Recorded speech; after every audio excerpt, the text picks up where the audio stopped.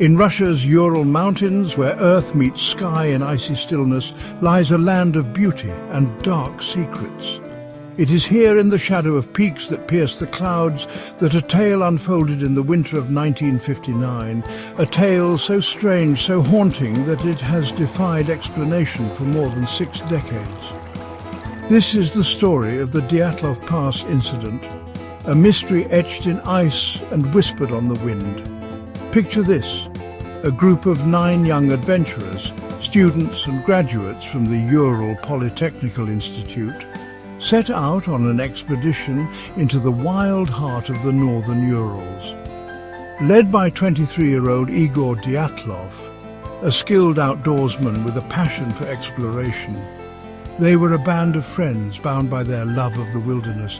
There was Yuri Doroshenko, the jovial soul of the group, Lyudmila Dubinina, a spirited 20-year-old with dreams of engineering, and Rustam Slobodin, whose quiet strength steadied them all. Their mission was simple yet ambitious, to conquer the remote peak of Otorten, a journey that would test their mettle against nature's harshest elements. But this was no ordinary trek. The route they chose was classified as a Category 3, the most challenging grade for Soviet mountaineers, demanding resilience against sub-zero temperatures, treacherous slopes and unpredictable storms. They departed on January 27, 1959, their spirits high, their diaries brimming with optimism. "The weather is clear," Igor wrote. "We are ready for what lies ahead." Little did they know that what lay ahead would not only test their courage, but confound the world for generations. On the night of February 1st, 1959, something went terribly wrong. High on the windswept slope of Kholat Syakhl, translated grimly as Dead Mountain, the group pitched their tent beneath a sky heavy with snow. What happened next remains one of history's great enigmas. In the dead of night, the hikers abandoned their shelter. Not by the entrance, but through gashes, they tore into the tent's fabric with their own hands. Half-dressed, some barefoot, they fled into the darkness, scattering across the frozen landscape. When their bodies were found weeks later, the scene was a tableau of the inexplicable. One was found near a cedar tree with unusual injuries. Another was discovered lifeless in the snow with missing soft tissue. Others had trauma that puzzled investigators and defied easy explanation. What forced these 9 skilled hikers to abandon their only refuge in brutal cold? Why did their footprints remain visible for some distance before fading? And what of the eerie lights reported in the sky that night, or the unexplained radiation on their clothes? The Soviet investigation that followed offered no answers, only more questions. The official verdict, death by an unknown compelling force. It was a phrase as chilling as the wind that sweeps Dead Mountain to this day. Yet the story does not end there. In recent years, fresh eyes have turned to this frozen riddle. In 2021, researchers proposed a new theory. A rare slab avalanche triggered by fierce winds and a precarious snowpack might have struck the tent with surgical precision. Not a roaring cascade, but a stealthy slab of ice, heavy enough to injure, yet small enough to leave little trace. It's a compelling hypothesis, one that explains broken ribs and fractured skulls. But does it account for the missing tongue, the slashed tent, the flight into the night? Many say no. The Dyatlov Pass incident remains the subject of ongoing investigation, where scientific inquiry meets historical curiosity. Join us as we journey into this enigma, through the expedition that began it all, the investigation that stumbled in the dark, and the theories that range from the plausible to the fantastical. Was it nature's fury, human error, or something far stranger? The answers, like the hikers themselves, may be lost to the snows of Dead Mountain. But the quest to understand endures, a testament to our fascination with the unknown and the restless spirits of 9 souls who ventured too far into the wild.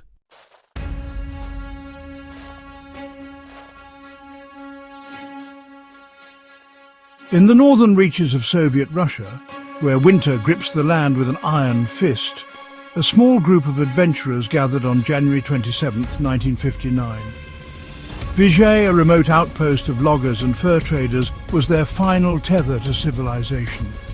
Here, 9 young souls from the Ural Polytechnical Institute prepared to step into the wild. Their leader, Igor Dyatlov, stood at the helm, a 23-year-old mountaineer whose quiet resolve belied his youth. Beside him were friends bound by a shared hunger for exploration: Yuri Doroshenko, the group's light-hearted spirit; Lyudmila Dubinina, fierce and determined; Rustem Slobodin, steady as the rock beneath their feet; and 5 others, each a thread in this tapestry of ambition. Their destination, the peak of Otorten, a name whispered with reverence among Soviet climbers. They were no novices. This was a Category 3 expedition, the highest difficulty in Soviet mountaineering, a test of endurance against sub-zero, cold, howling winds and slopes that could turn treacherous in an instant. Their packs held food, a stove and a tent. As they strapped on their skis and pulled their sleds, the mood was buoyant. Zinaida Kolmogorova, the group's chronicler, scribbled in her diary, "The sun shines, the snow sparkles, we are ready." On that crisp morning, they glided out of Vijay, leaving behind the last vestiges of warmth for a wilderness that stretched unbroken to the horizon. The first days were a dance with the landscape. They skied through dense woods where birch trees stood like sentinels, their branches heavy with snow. The crunch of their skis and the creak of sleds filled the silence, punctuated by bursts of song or Yuri's booming laugh. By January 28th, they reached the banks of the Lozva River, its ice a mirror beneath the pale sun. Here, they paused to rest, their tent a small island of life amid the vast white expanse. Igor mapped their course with precision, his compass a steady guide through this frozen labyrinth. Their goal was clear: cross the river, ascend into the highlands, and conquer Otorten. Each step brought them closer, each night forged their bond tighter.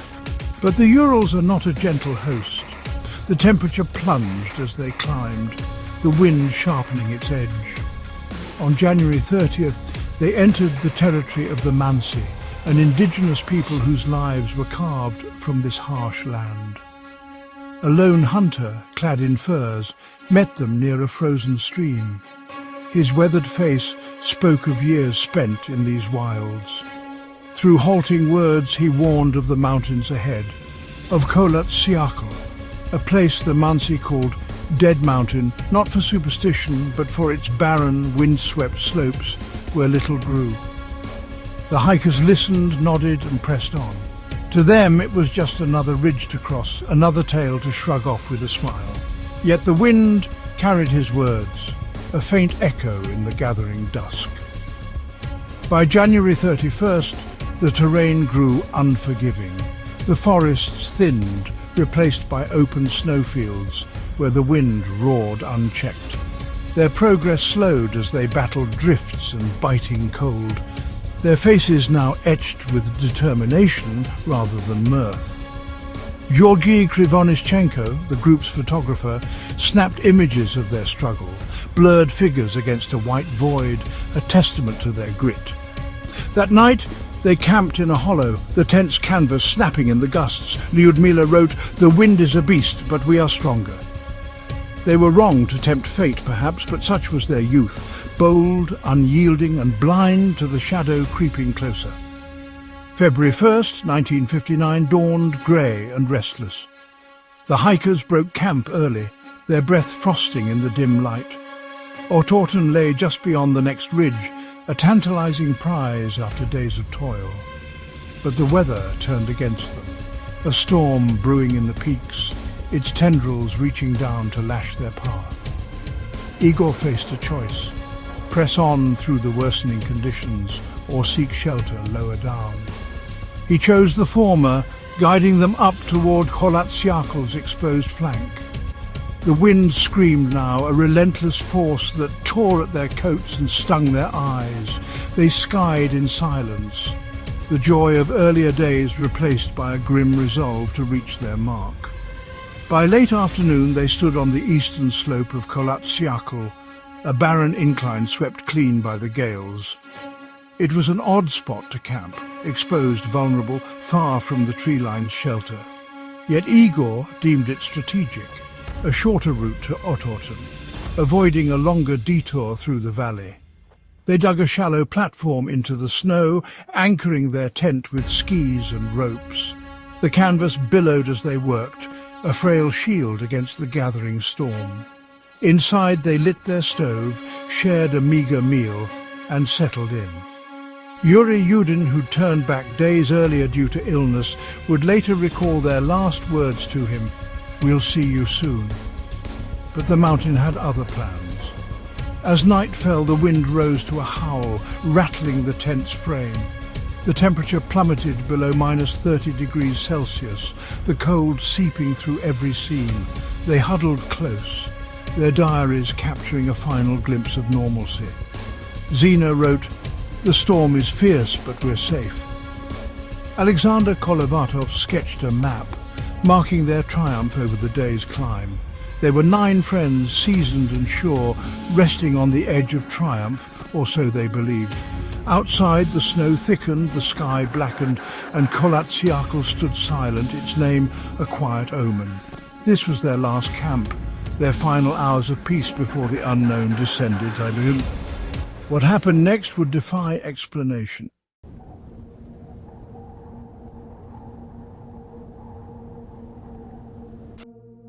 In the bleak heart of winter, on February 26, 1959, a sombre silence hung over Kolatsiakl.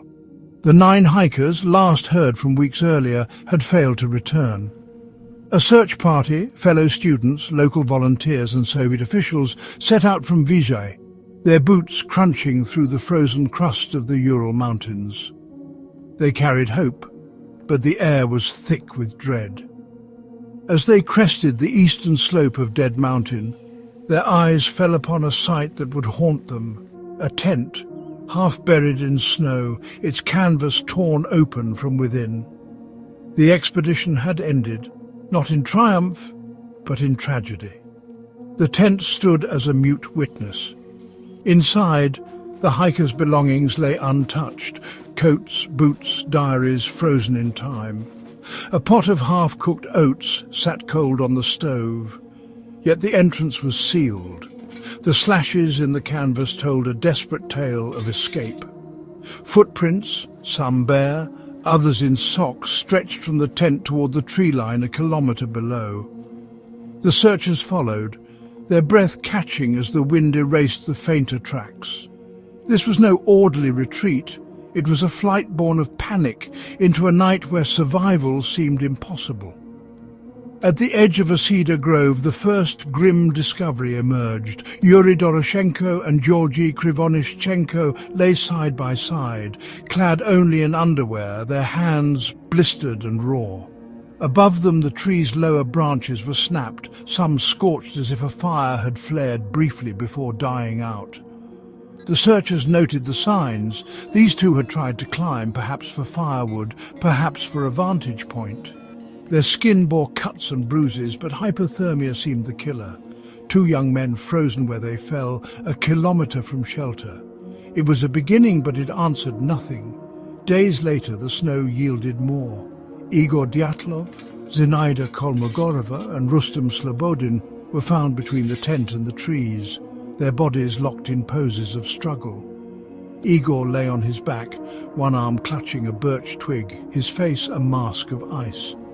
Zina, further up, had crawled toward the tent, her hands raw from gripping the snow. Rustem, closest to camp, bore a fractured skull, a minor injury, yet stark against his frozen form. Hypothermia had claimed them too, but their positions spoke of a desperate bid to return. Why had they fled so far, only to turn back? It was not until May, when the thaw softened the drifts, that the final 4 emerged. In a ravine 200 meters from the cedar, Lyudmila Dubinina, Alexander Zolotaryov, Nikolai Thibault-Brignol, and Alexander Kolevatov lay beneath 4 meters of snow. Their state defied reason. Lyudmila's tongue was gone, her eyes hollow sockets, Nikolai's skull was crushed, Alexander Zolotaryov's chest caved in, ribs snapped like twigs. Yet their skin bore no outward wounds, no claw marks, no bullet holes. Beside them, a makeshift den of branches hinted at a last stand against the cold. These were not the marks of frostbite alone, something violent had struck here. The Soviet probe, led by Lev Ivanov from Sverdlovsk, began. Autopsies painted a fractured picture: hypothermia for the first 5, blunt trauma for the Ravine 4, akin to a car crash, yet without surface damage. Radiation traces flickered on some clothing, faint but unsettling. A Mansi hunter testified to seeing orange lights in the sky that February night, dismissed as folklore by some, noted by others. Ivanov traced the footprints, measured the tent's cuts and tested the snow. No avalanche scars marred the slope.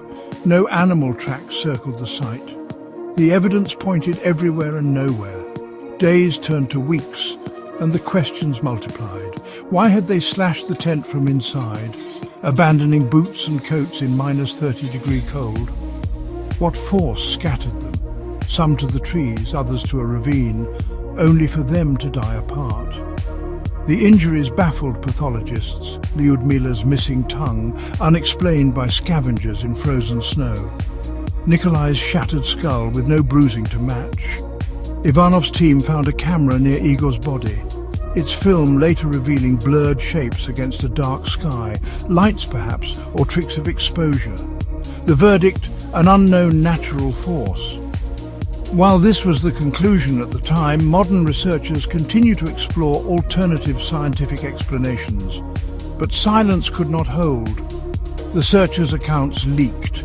Tales of a tent untouched by snowdrifts, a flashlight left atop as if dropped mid-flight. The bodies told their own story: Yuri Doroshenko's burned hands, suggesting a fire that failed; Rustam's skull fracture, minor yet ominous. The Ravine 4 hinted at something catastrophic, trauma too precise for nature's chaos, too random for human hands. Ivanov himself later mused about unknown forces, a rare crack in his official restraint. The investigation closed in May 1959, its files locked away. But the mystery of Kholat-Syakhl refused to rest. In Sverdlovsk, the hikers' families mourned, their grief laced with questions no report could answer. 9 lives, bright, bold, unbreakable, had vanished into the snow, leaving behind a riddle etched in frost. The Soviet state buried the case, but the Urals held its secrets close. What had driven them from their tent? What crushed their bones yet spared their skin? The investigation's end was merely a pause, a breath, before the world turned its gaze to Dead Mountain, seeking truths the snow refused to yield. Title: Theories would soon emerge, each more haunting than the last.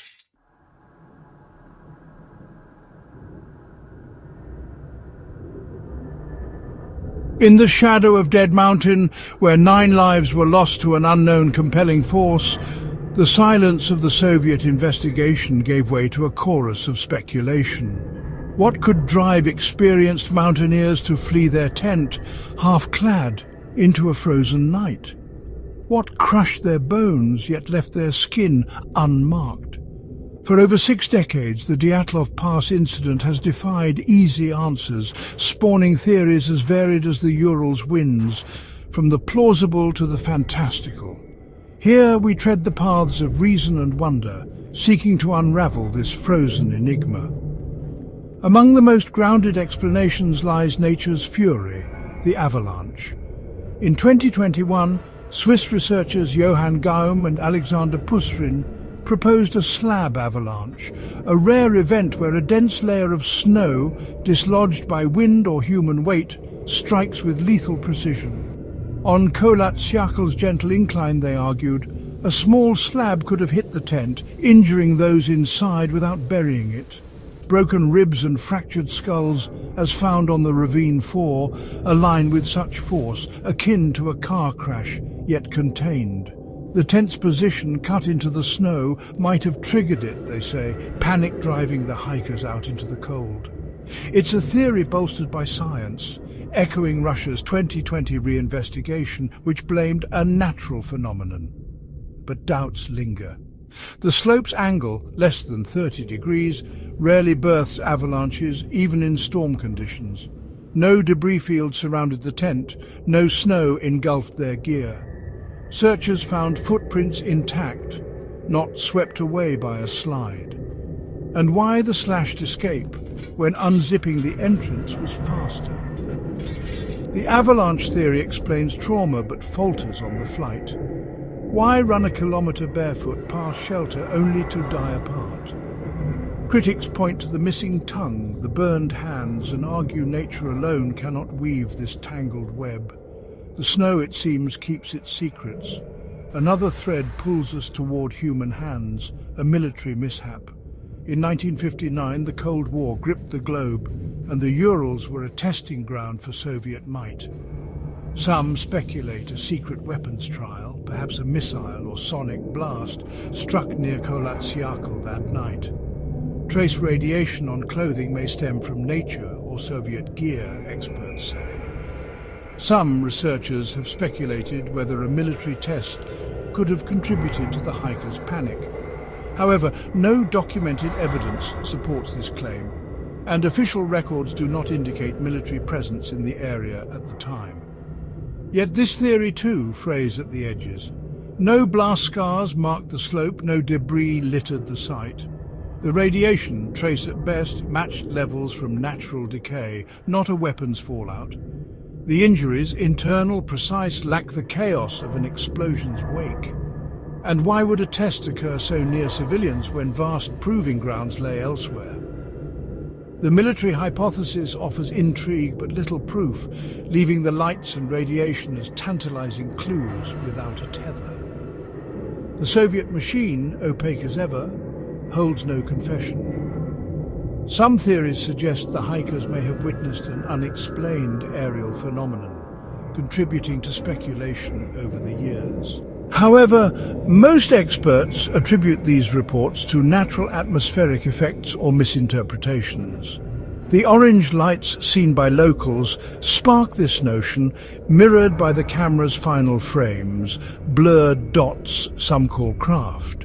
Panic might explain their flight, terror at lights or sounds beyond comprehension. Lyudmila's missing tongue, Nikolai's crushed skull. Could these be marks of alien force, a beam or probe gone awry? In a world gripped by space fever, the idea took root, a cosmic answer to an earthly void. But science recoils. No physical evidence, wreckage, burns or tracks, supports an extraterrestrial hand. The lights could be meteors, common in winter skies, or military flares misread. The injuries align more with blunt trauma than sci-fi precision, and the camera's orbs blur into lens flares under scrutiny. The UFO theory thrives on imagination, not fact, a seductive leap where reason falters. Yet its pull endures, a testament to the mystery's power to stretch belief beyond the stars. A subtler force whispers through the theory's infrasound. Low-frequency waves born of wind over the Urals ridges can unsettle the mind.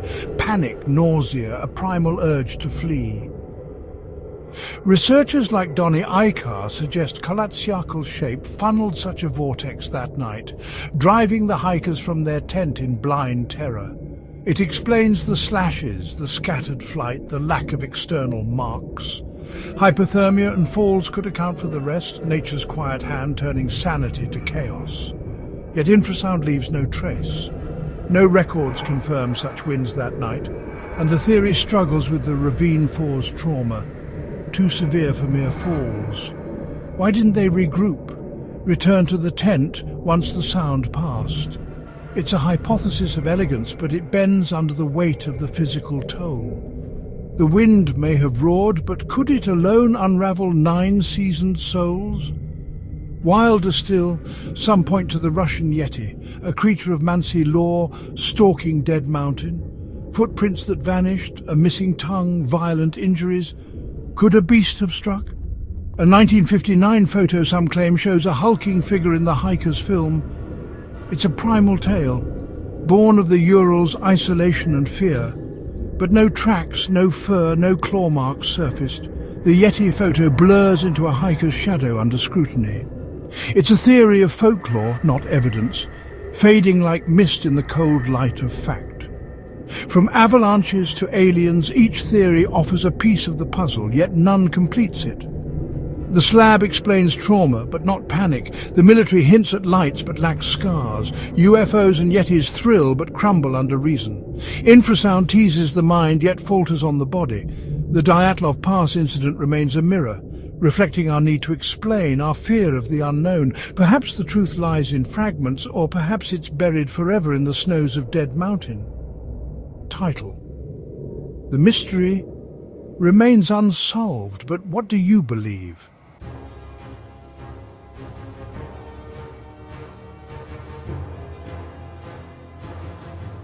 In the vast silence of the Ural Mountains, where the snows of Kolatsyakhl hold their secrets close, the tale of 9 young adventurers lingers like a shadow on the ice. They set out with courage and laughter, their skis cutting a path toward Otterton's distant peak. But on that fateful night of February 1st, 1959, something unknown, relentless, tore them from their tent and scattered them across Dead Mountain. The investigation that followed found bodies but no clarity. The theories, from avalanches to alien lights, weave a tapestry of possibility that frays at every edge. What remains is a question mark etched in frost, a mystery that defies the years. Igor Dyatlov and his companions were not mere victims. They were explorers drawn to the wild's embrace. Their diaries speak of hope, their footprints of desperation. The Soviet verdict, an unknown compelling force, offers no solace, only a mirror to our own curiosity. Was it nature's quiet wrath, a slab of snow slipping in the dark, a human mistake shrouded in secrecy, its echoes fading into history, or something stranger still, a force beyond our grasp?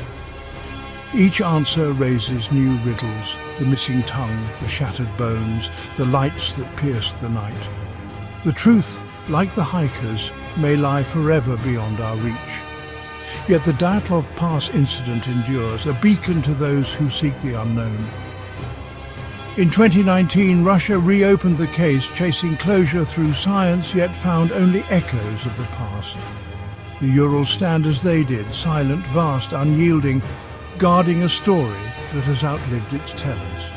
For every theory tested, a whisper persists.